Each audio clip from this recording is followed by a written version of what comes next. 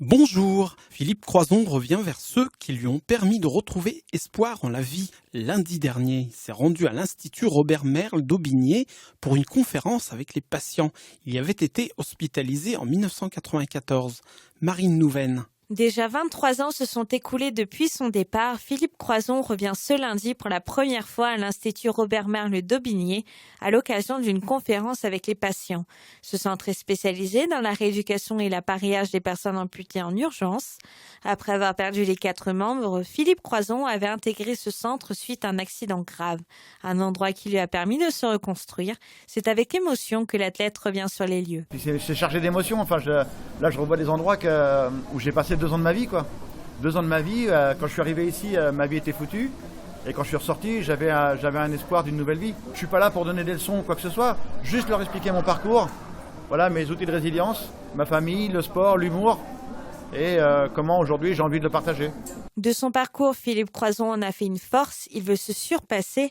C'est ainsi qu'en 2008, l'ancien ouvrier métallurgiste commence à se préparer pour traverser la Manche à la nage. Et il réussit en moins de 24 heures, mais ce n'est pas tout. Cette fois, Philippe Croison ne vise pas seulement l'Europe, mais le monde.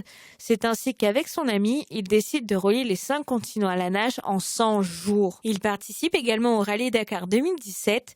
Ce moment avec les patients, Philippe Croison l'attend depuis longtemps. Toujours avec une touche d'humour, il raconte son parcours, ses peurs, ses peines. Il veut leur montrer que l'impossible est possible. Un vrai moment de partage avec eux, une révélation pour certains, comme Maoli. J'avais déjà des projets en tête, mais maintenant que j'ai vu ce qu'il a fait, je vais me mettre tout de suite et peut-être ça prendra 1 année, 2 ans, ça comptera pas. Mais au moins je sais que il faut espérer et il faut persévérer. Voilà. Et tout est possible. Chaque année, Philippe Croison fait entre 50 et 60 conférences, mais ce n'est pas tout. Il est également l'auteur de 2 livres, Plus fort la vie et Pas de bras, pas de chocolat. Un spectacle est également en préparation avec l'humoriste Jérémy Ferrari. La voiture autonome fait rêver. Les véhicules sans chauffeur, c'est dans moins de 10 ans et ils ouvrent des perspectives en termes d'accessibilité notamment. Pour l'instant, seuls les industriels nous parlent de voitures autonomes. Une journée de débat est organisée dans plusieurs villes de France ce samedi à l'initiative d'entreprises, de collectivités locales et de chercheurs. Milève Benafsi.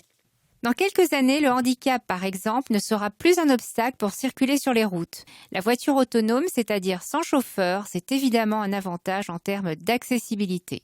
Sylvie Landriève, codirectrice du forum Vie Mobile, un think tank créé par la SNCF pour étudier la façon dont nous nous déplaçons. Il y a énormément de gens qui rencontrent des obstacles. Alors ça va de on voit pas bien clair à on est fatigué, jusqu'à effectivement des handicaps plus importants ou plus structurels. Par exemple, il me manque un bras pour conduire.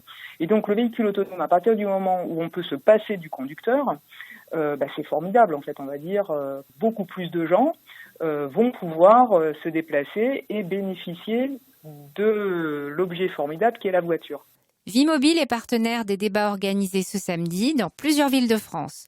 Pour Sylvie Landriève, l'intérêt de cet événement, c'est de pousser les citoyens à se saisir du débat. Que les industriels ne soient pas seuls à parler. Cela éviterait de reproduire les erreurs de la voiture à essence. Mais est-ce que si on nous avait dit si les véhicules se déploient et qu'il est possible de circuler à 50 km/h minimum dans la plupart des rues, ça veut dire que plus aucun enfant ne pourra se promener dans la rue sans tenir la main à un adulte.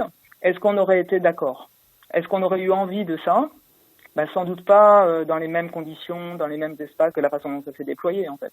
Les débats se déroulent toute la journée de samedi à Conflans-Sainte-Honorine, Rennes, La Rochelle, Toulouse et Sophia Antipolis. L'événement est organisé par des collectivités locales, des entreprises comme l'avionneur Airbus et l'assureur Allianz et des scientifiques. Le Festival de la bande dessinée d'Angoulême tient sa 45e édition depuis hier. En marge de cet événement, l'association Hippocampe remet un prix aux créateurs de bande dessinée handicapés. L'Hippocampe d'or, c'est le nom de cette récompense. Il est décerné dans 5 catégories différentes. Le palmarès est dévoilé cet après-midi avec comme président du jury le dessinateur Franck Margerin. Cette année, les organisateurs ont reçu pas moins de 1200 planches. Des résultats à suivre sur vivrefm.com et sur les réseaux sociaux. C'est la fin de ce journal, merci de l'avoir suivi.